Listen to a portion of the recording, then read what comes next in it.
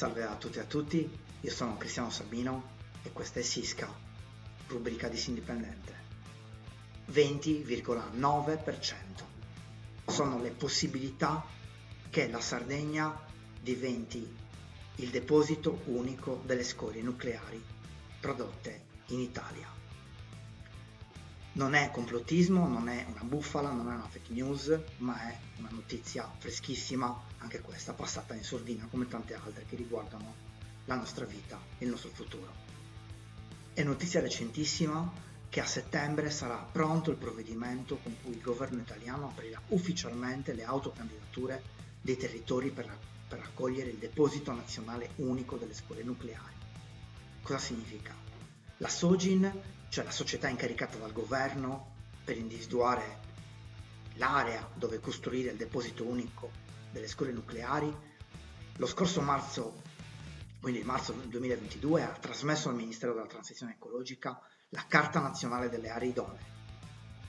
Ci sono 67 aree individuate tra Piemonte, Toscana, Lazio, Puglia, Basilicata, Sicilia e ovviamente la Sardegna. Pensate, 14 aree su 67 sono state individuate in Sardegna, 4 nell'Oristanese, 10 nel sud Sardegna, nelle aree più povere della Sardegna e non soltanto della Sardegna, ma dell'intera Italia, dell'intero Stato italiano. Quindi abbiamo il 20,9% di possibilità matematiche, statistiche che la Sardegna diventi il luogo dove costruire questo deposito. Ma queste possibilità, badate, aumentano. Perché aumentano? Queste erano notizie note, già note da appunto lo scorso marzo, ma recentemente Pichetto Fratin ha dichiarato che se non ci dovessero essere autocandidature, se non ci dovessero essere sindaci, comunità che abboccano alla propaganda messa in campo dalla Sogin, dal marketing di Stato, secondo cui chi dovesse accettare questa candidatura avrà ovviamente enormi ripercussioni positive, tra cui la costruzione di un parco tecnologico e ovviamente il solito mito dei posti di lavoro. Se non ci dovessero essere territori disponibili, allora verranno prese in considerazione, cito, anche aree militari messe a disposizione della difesa. Ecco che le probabilità aumentano a dismisura, perché la Sardegna, sappiamo benissimo tutti quanti, che all'interno dello Stato ospita, per modo di dire, il 65% delle basi militari, di poligoni militari italiani, tra cui 3 poligoni militari più grandi d'Europa, decine di migliaia di ettari sotto il diretto controllo dell'esercito italiano, dove non si può assolutamente in alcune zone entrare mai, e in altre aree vengono interdette per le esercitazioni, comunque sono sotto il controllo giuridico dell'esercito italiano. Facciamo un passo indietro. I sardi vogliono il nucleare, i sardi vogliono essere il territorio dove si costruisce questo deposito unico, dove eventualmente possano essere costruite anche centrali nucleari.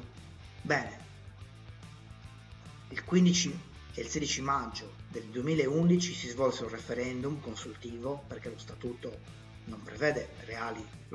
autonomo della Sardegna non prevede reali poteri sovrani, ma prevede appunto la possibilità di svolgere uno statuto consultivo che non impegni cioè il governo e la regione. I sardi si recarono in massa a votare. Votò un numero altissimo di persone, il 33%, se pensiamo che molto spesso i referendum, anche quelli giuridicamente validi, falliscono perché non raggiungono il quorum. Questa era una consultazione, semplicemente una consultazione, ci andò tantissima gente, il 97% disse appunto che non voleva la nuclearizzazione dell'isola.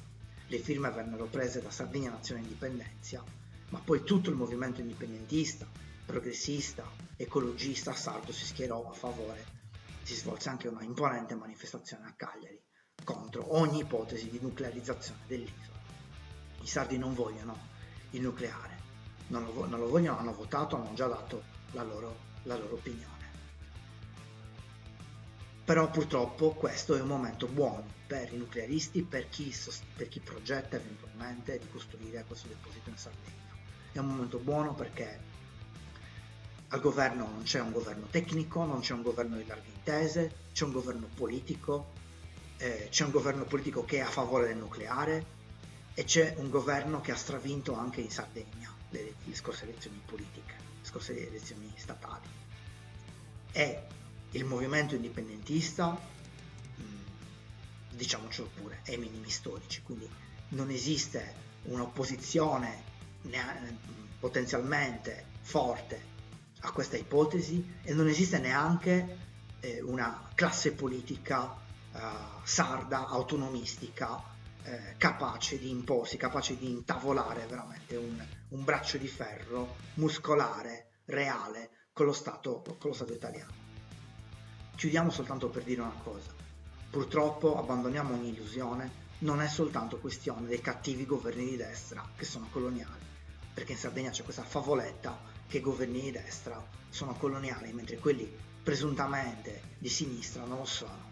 Intanto perché questo dibattito sul deposito unico è trasversale a tutte le parti politiche, è attraversato negli anni, negli ultimi 20 anni, tutti i governi, appunto, di tutti i partiti politici, ed è sempre tornato alla ribalta e le 14 aree individuate come papabili sono uscite fuori appunto non con un governo di destra ma con un governo del cosiddetto larghe intese, dove erano presenti quasi tutte le forze politiche.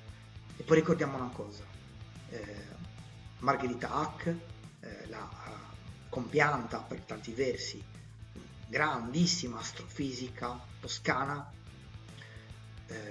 laica, atea, comunista, fu addirittura candidata alle elezioni europee per Rifondazione Comunista, aveva posizioni pro-nucleare, per il ritorno al nucleare, e rilasciò una dichiarazione proprio pochi giorni dopo un terribile disastro nucleare che avvenne a Fukushima, il secondo disastro nucleare di tutti i tempi, dopo Chernobyl, l'11 marzo del 2011.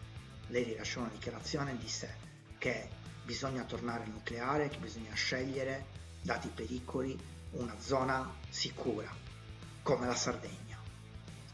Questo perché quando si parla di interesse nazionale, di ragione di Stato, di ragione coloniale, non ci sono progressisti, non ci sono reazionari, non ci sono buoni, non ci sono cattivi, ci sono soltanto coloro i quali difendono la ragione coloniale e coloro i quali invece la combattono, la avversano. Grazie a tutti e a tutti. Se avete trovato interessante questo video, se ne volete altri, ovviamente riproducetelo, inviatelo a amici e conoscenti e sostenete indipendente, informazione libera per nutrire la mente.